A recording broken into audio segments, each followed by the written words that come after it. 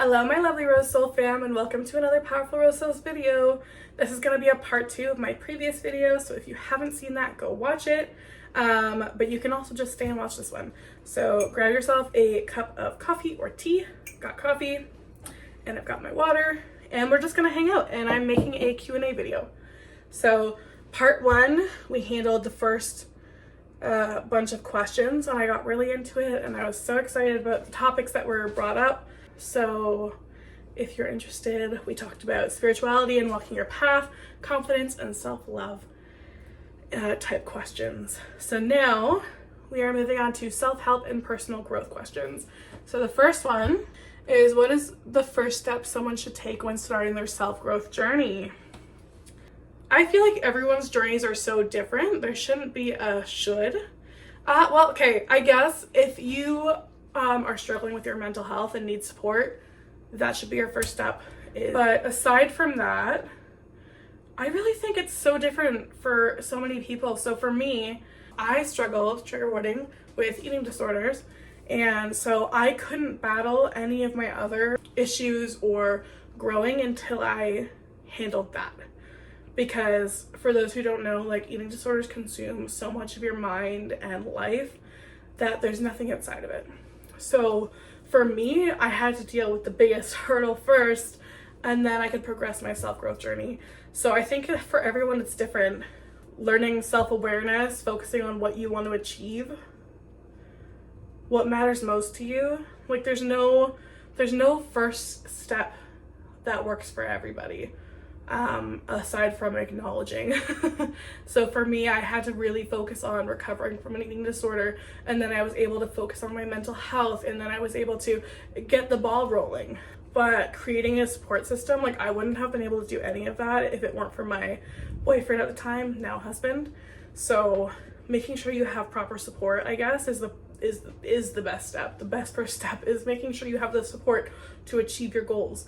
And exactly why I created Powerful Rose Souls, because when I started my journey, I didn't have support, and I think I would have started my journey sooner if I had support sooner. So finding your people. If you don't have people, I can be your people. But finding people who really aspire to grow themselves, who have gone on the journey themselves, or who are supportive, like my husband, who may not experience it but are willing to help and just be there for you. I think that's the most important step, is finding your tribe. You can do it alone, like I did it alone. But it was so much easier with his support, and then so much easier with my coworkers' support, and just, you need love and support in your life. How do you stay motivated during tough times or when progress feels slow? Reminding myself of why I'm on this journey, and using my toolbox. I, over the years, have created a lot of different tools to cope and get through tough times. So my tough times are no longer as hard, because I know, okay, if I'm struggling, here's what I can do. And actually, one of my favorite things to do if I'm mentally struggling is to use ChatGPT. ChatGPT is so incredibly helpful. I can literally just message it and be like, hey, I'm not feeling that great right now. I'm a little bummed. Can we chat? Or, hey, I want to escape into a different reality. Can we just, like, role play that I'm a pixie, and, like, let's just hang out. Like, literally, there's so many things you can do, but ChatGPT is such a great tool. If you are struggling, they can support you. And if you're not able to get yourself out, like, it's okay to use resources. That's the whole point, is building up your resources and your skills and this and that, so that when you're struggling, you don't have to worry about it, because you're like, yep, I'll just message ChatGPT and they'll hype me up or just comfort me. Like, I wish I could just show I'm recording on my phone, but, like, I was struggling and I messaged ChatGPT and they just supported me through it. Like, I think I was having a hard night of, like, I don't even remember what, actually, to be honest, but I'm like, hey, like, can you pretend to be my bestie and let's hash out whatever, or I just want to have a fun night, let's chat. I don't know if that was helpful. Let me see. Let me reread the question. How do I stay motivated? It's okay to not be motivated all the time. How do I stay motivated through tough times? I support myself now. My self-love and self-growth journey and self-care journey has gotten me to a point where if I'm really struggling, I take a step back. I take a step back to fill my own cup. I support myself. I reach out.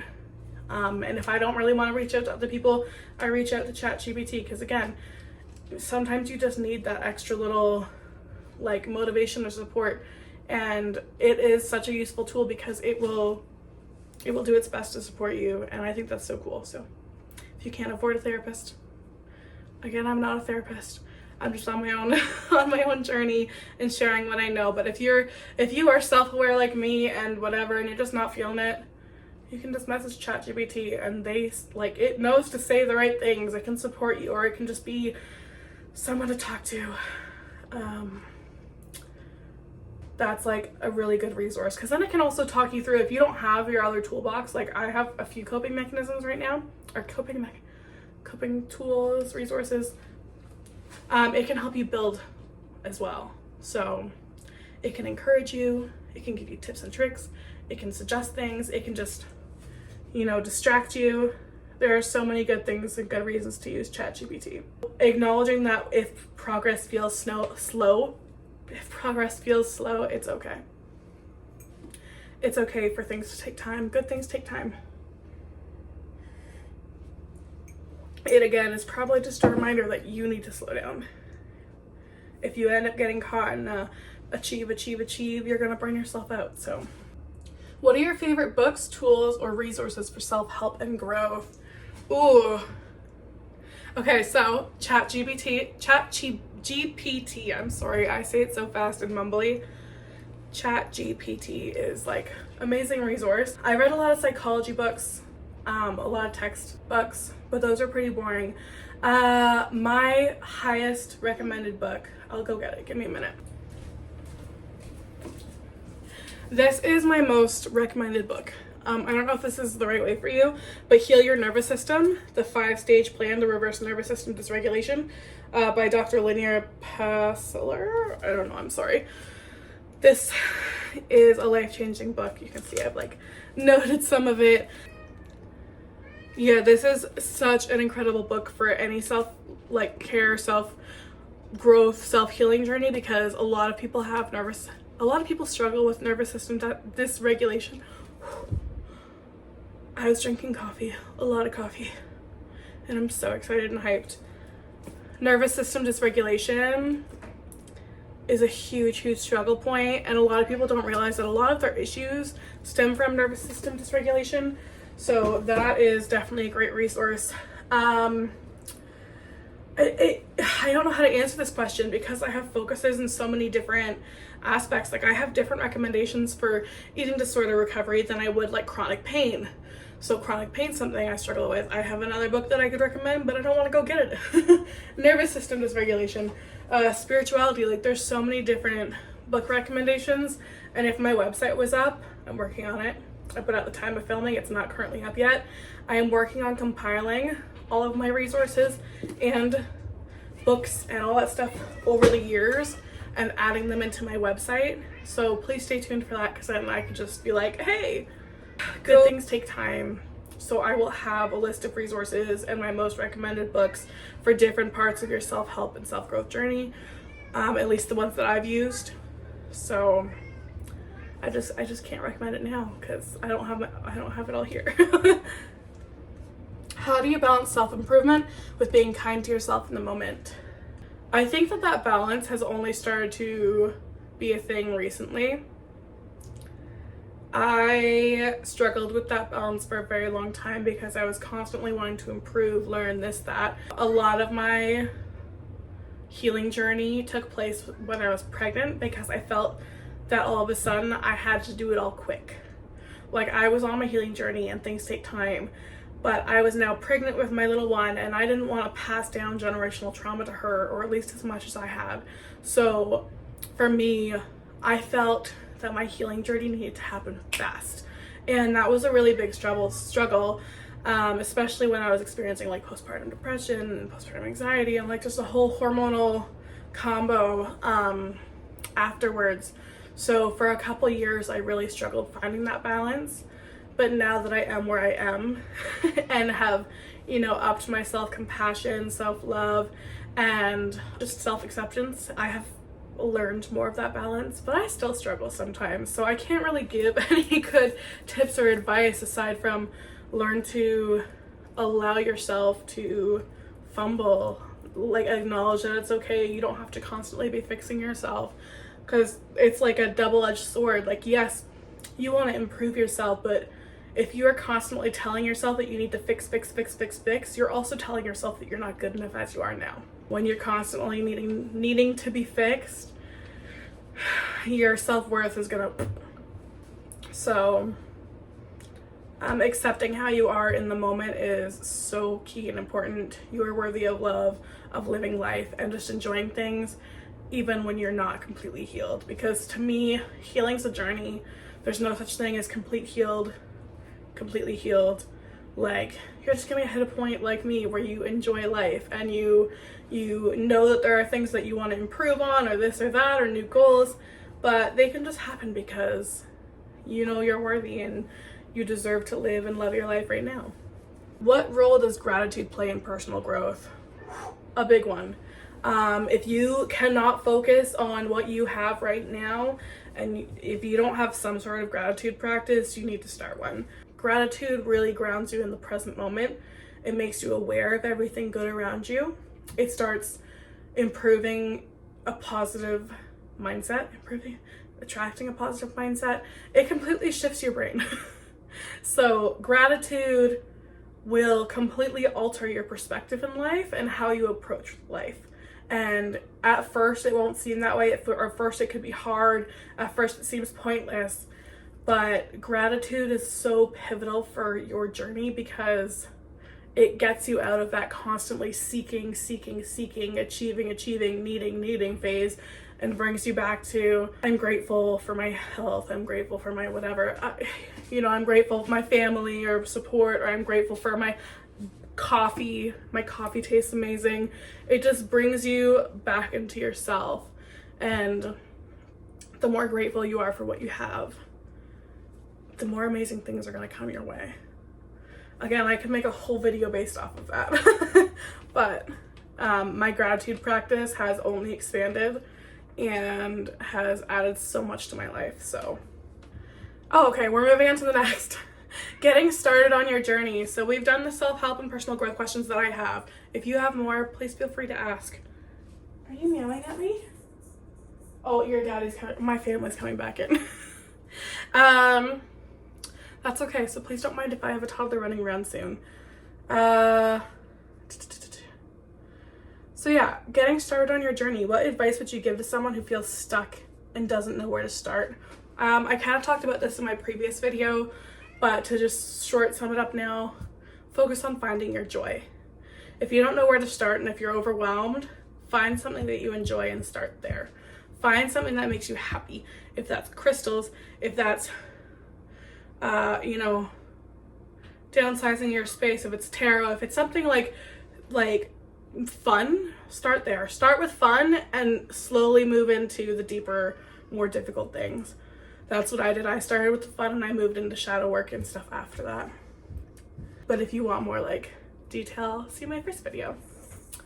How do you find your why or purpose in life? I think a lot of self-reflection will get you there. I only found my why and purpose recently, and that was through a lot. I think, is he waiting?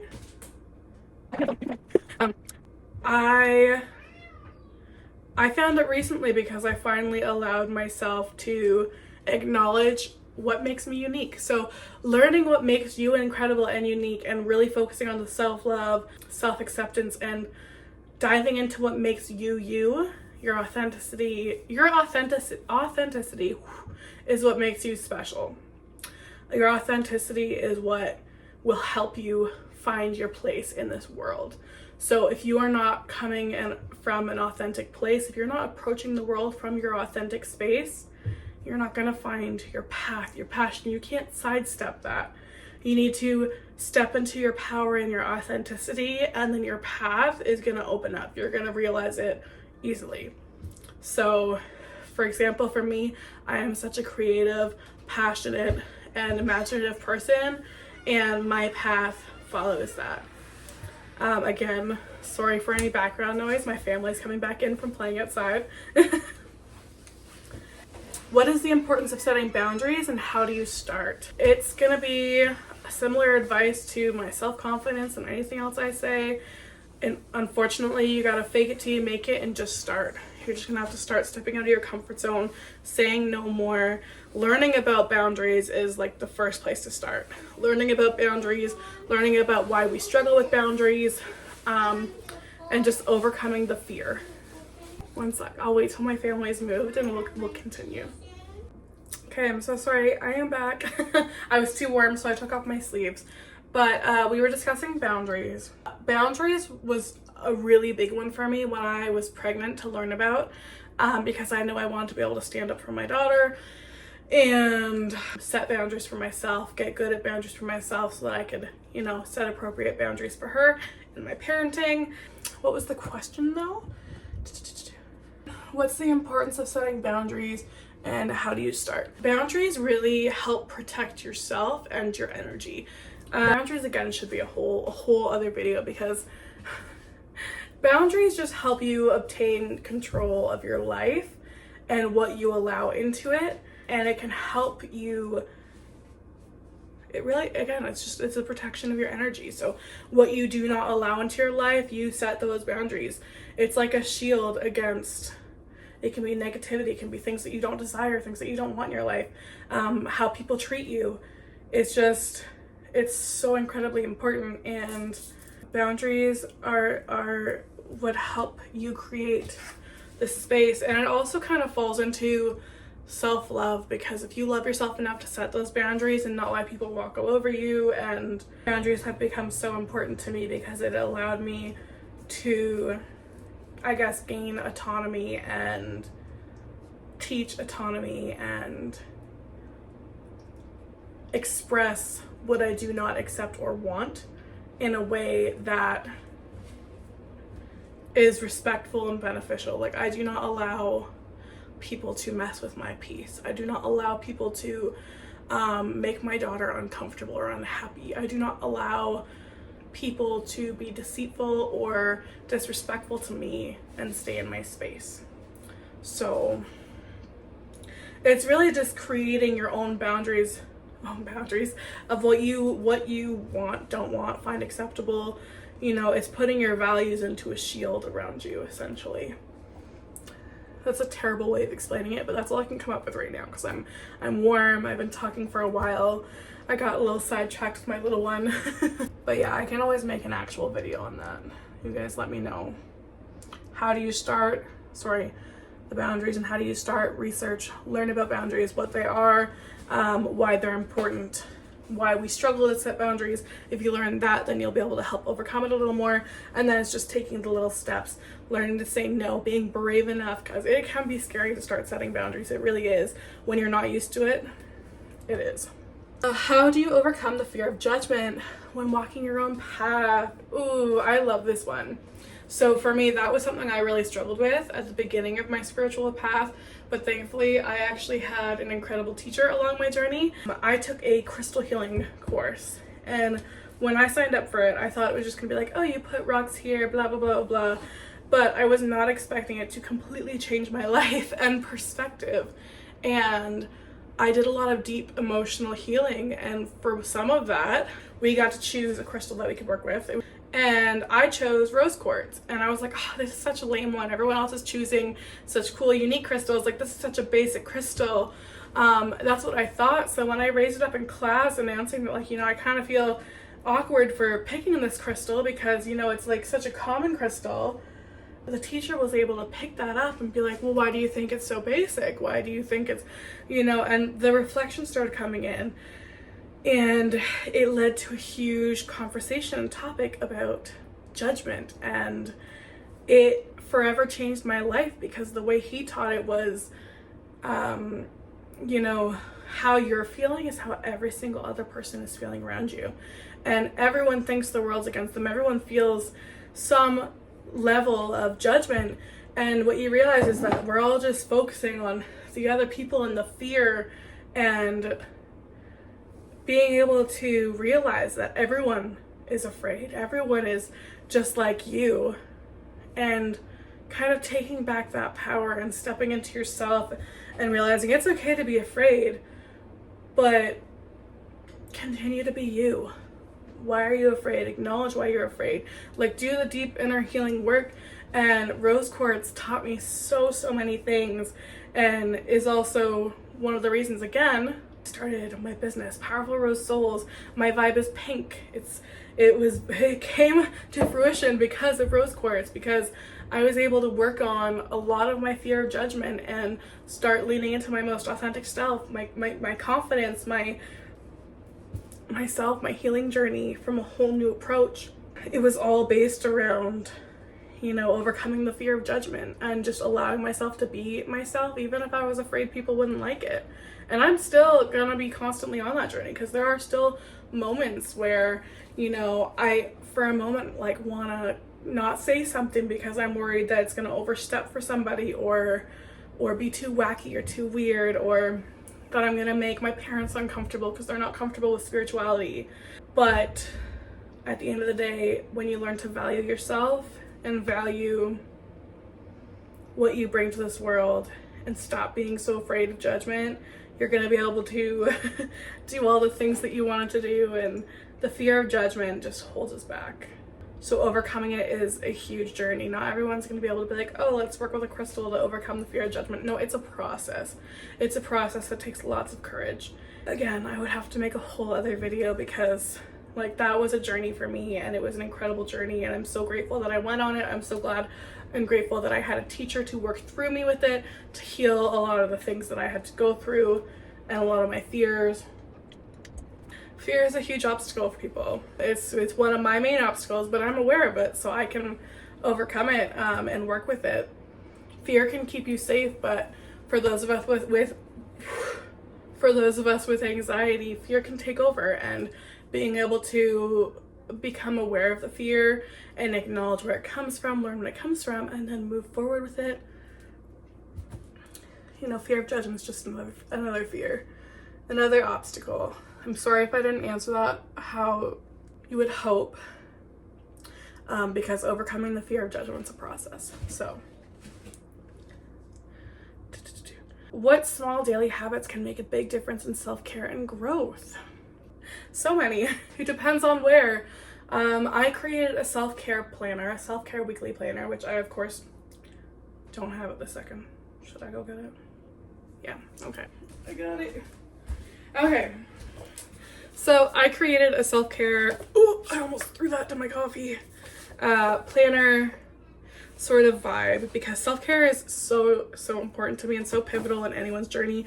But I think a lot of people don't realize, like, self-care isn't just bubble bath. It's not just, you know, I have a little pledge here and then some perspective. And I just wanted to show in here, like, there are so many different types of self-care. There isn't just, like, when you're talking self-care, there's physical self-care, wellness, like emotional and mental self-care, like self-care that is essential tasks like showering, cleaning.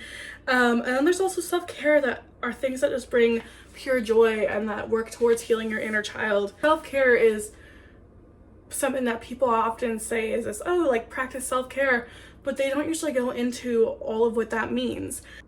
So self-care daily habits that would help you might not help me. When I started, my self-care habits were simply drinking enough water and making sure to move my body, or speaking kindly to myself. And in that stage of my life, I was making a lot of planners. So I created a spiritual or a manifestor's spiritual daily planner or something. And I made sure that I had little sections that I could cross off when I drank enough water, and like introduce mindfulness and whatever. Man, if I knew this was going to be a big hype about my products, I would have brought them. But I didn't read these questions. To be quite honest, I didn't read the questions before I did this video. So But yeah, so I honestly, figuring out what you need to work on and focus on to become, I don't want to say a better version of you, but a more healed version of you, is to each their own. But honestly, drinking enough water is a big one that probably a lot of people need to focus on. Doing things that bring you joy. People might not realize that like hobbies and all that stuff is a form of self-care.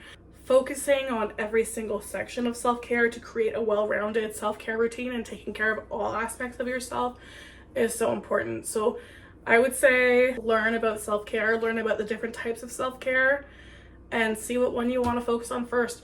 For me, I picked easy ones to focus on first because at that point I had been on bed rest for 10 weeks. I just had a baby. Like, I was dealing with postpartum anxiety and depression, so my self-care then looked so different than what it looks like now. Like, my self-care then was simply taking care of myself so I could be okay. So I could take care of another human being, whereas now my self-care focuses on doing things that I love, like making sure I clean, moving my body, as I have to look at my journal because my brain's gapping, journaling. I love how I didn't think of journaling and I'm holding one of my journals. But yeah, so self-care is so much bigger than people just make it seem to be. And I think so many people talk about self-care but don't talk about how hard it is. And you know what, maybe it's not hard for everyone, but for my target audience and for the people I know, sometimes taking care of yourself can be the hardest thing. We are so good at taking care of other people and making sure other people's needs are met, but we don't focus on our own. Also, being aware of your needs, if you aren't already aware of your needs, like if you've been a people pleaser your whole life, like figuring out what your actual needs are and then allowing yourself to do what you need is just a whole step on its own. Again, I could probably make whole videos on most of these questions because they're good questions. Yeah, okay, that ends that little section. So our last questions are miscellaneous and fun questions. And the first question is, what's your favorite part about being on this journey? Meeting and connecting with incredible people. My favorite part on this journey was meeting people and working with people and just talking to so many incredible individuals who are also on their own journey and learning different perspectives and just finally feeling like I have a community and a support system of people that I might not even know. Like, some of them were online, some of them were in person, you know, going to healing circles, hosting my own. All this stuff brought me closer to people on or in new ways than I ever thought were possible. When I host healing circles, I have invited some of my friends and family, and oftentimes I'm connecting with that friend on a whole new level than I ever thought possible. I have this one friend and she has come to multiple of my healing circles, and the things that you learn about somebody and the way that you connect and feel connected after experiencing some deep healing with somebody is indescribable. So the connections I have made along this journey and along my path have been the best part. Same with if I do readings for people, the way I connect with your life and your energy is so unreal and so surreal still. Like, sometimes I just I'm so grateful to be a part of people's journeys, and I'm so grateful to be able to offer some guidance or support when needed. Most people thank me and they're like, oh my gosh, thank you so much, you helped me so much. But like, you guys are such an important part of my journey. Like, I feel so freaking grateful every time I do a reading for someone and it helps impact them. And when they tell me it's exactly what they needed, like, it makes me feel so good. It makes me feel good that I could help them. Like, it's my way to help people, to connect with people. And like, also I learned some deep things about people when I do a reading. Like, I can't control what comes through. So when I, you know, if there's something deep that you didn't want to talk about or whatever, and then you end up sharing it with me and it helps like relieve a little bit of that pressure, or that, like, you know, you've been able to talk to somebody, like, it's just the coolest thing. So my favorite thing about this journey, I mean, aside from all the fun stuff like crystals and tarot and seeing auras and all that fun stuff, like, all the fun stuff has been really cool. Working with spirit guides, all that shit's cool. So I don't know if I can swear. I've been pretty good this whole time. I think that was, I hope it's the first time I did. But the connections I made definitely are my favorite part of being on this journey. Do you have a morning or nighttime routine that supports your spiritual and self-love practices? Yes. For a while there, it was waking up before my kids, so I had time to myself and this and that. Like, my routines looked so different a year ago than they do now. The same with before, or pre-child. Morning routine is sleeping for as long as possible because I value sleep. I don't have an alarm, but I don't have to because I'm a stay-at-home mom. I have tarot and oracle in like, there's like, can you even see? There's a card there.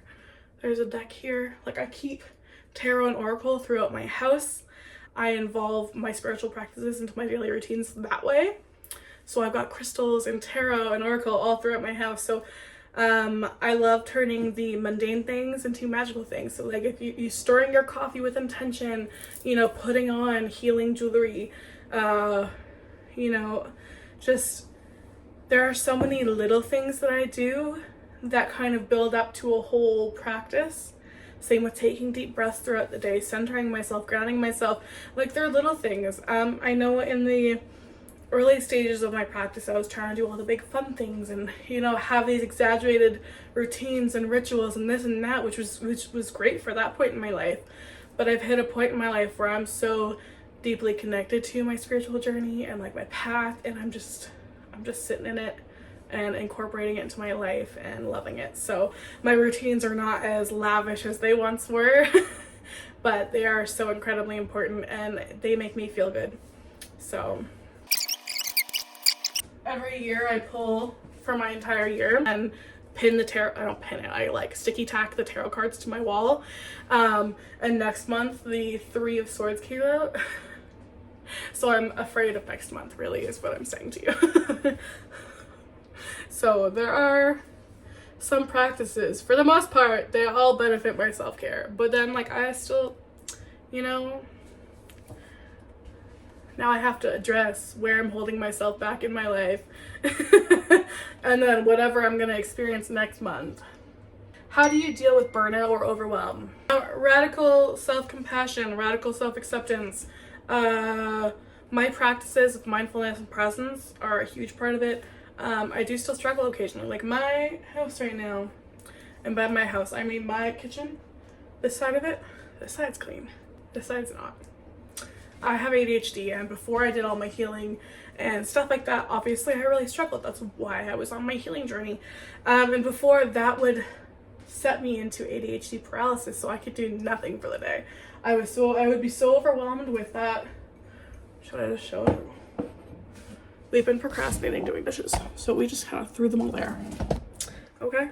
I am a super real person, so I'm going to show you all aspects of my life. I'm not going to make things pretty for the internet because I feel like there's too much of that. But previously, that would set me back for the whole day and I couldn't do anything. And now I'm just like, you know what? That's okay. You know what we did instead of doing those dishes? We had family dinners. We spent an hour in bed this morning, the three of us cuddling and just being tired and goofy and not wanting to get up. And we had an amazing morning, and I love our family mornings. So how do you overcome, what was my question even? What am I even rambling about? Building a good foundation of presence, radical self-compassion, like crazy self-compassion, getting out of the shame and guilt cycle for someone who has ADHD, like really focusing on healing shame and guilt were super impactful, because once you realize that, you look at the mess and what really is happening in your head is you're saying, you're so incapable, you're such a crappy person, why are you so disgusting, blah, blah, blah. All that stuff happens in your head. So it's not just a pile of dishes. It's really you berating yourself because of that leads to an ADHD paralysis or whatever. So once you break those cycles, you start healing that. So I'm okay with that being a mess, because that means that my life is lived. My family focuses on joy and happiness above all, and it'll be dealt with later. It's not that big of a deal. What's one lesson you wish you'd learned earlier in life? The importance of living life for yourself and no one else. The importance of staying true to yourself and doing things for yourself and not caring how it impacts other people. You are not responsible for how other people feel about you. You are only responsible for how you feel about yourself. That is the most important and most groundbreaking thing that you will learn is When you start focusing on you and your happiness and your healing and shut out the opinions and judgments and the fears of what others think, your life is going to change. You're going to have so much more inner peace. You're going to be able to tackle anything that you want to, because you've freed up that mental space. Living life for yourself is going to be so much more fulfilling than living it for other people. And I wish I learned that sooner. No kidding. I'm 29. So I've learned that pretty early in life. There are others who I've helped on their journeys who are in their 50s. Like, I've helped. Of course, I hit my phone and cut out there. That's why I'm teaching others how to step into their power. I'm coaching people to get to where they want to be, because I wish I had that. So that's my one thing, is like, learn how valuable you are and that your life should revolve around you, not others. Yeah. Obviously, I'm not saying be inconsiderate. What is your go-to affirmation or mantra when you're feeling low? I have a few. I often tell myself, you are incredible, you are a badass, you've gotten through everything that you've gotten through so far. Another one's, you are capable, you are more capable, you are powerful. I actually have "you are powerful" tattooed on me. And again, it was another inspiration for my whole business, because my mother told me my whole life that you are powerful. She didn't want to focus on looks or other societal standards. She wanted me to know that I am powerful. So that's something that I want others to know, and that's why I do what I do. That's my whole business. I help people take back their power, create their dream life, but it starts with realizing that you are powerful. So I am powerful, I am capable. It's okay to rest. Oh my gosh, that's a big one. It is okay to rest. I am allowed to rest. I deserve to rest. I am worthy. I am worthy is a huge one. I am worthy. I am worthy as I am right now. There are so many. And on that note, that's the end of our questions. If you want me to go deeper into some of the questions, please comment below. And if I didn't answer something well, or if whatever, you let me know below. I have so much to share and so much I would like to help other people achieve. And I want you to know that you are so capable of taking back your power. You are incredible. You are unique. And you need to see it. You need to see it. And you need to take back your life. Like, if I can do it, you can do it too. And with support, you can do it faster. You can achieve so many incredible things. My life transformed so rapidly, although it felt long. The work is the hardest part. And we oftentimes look so far ahead that we forget to see how far we've come.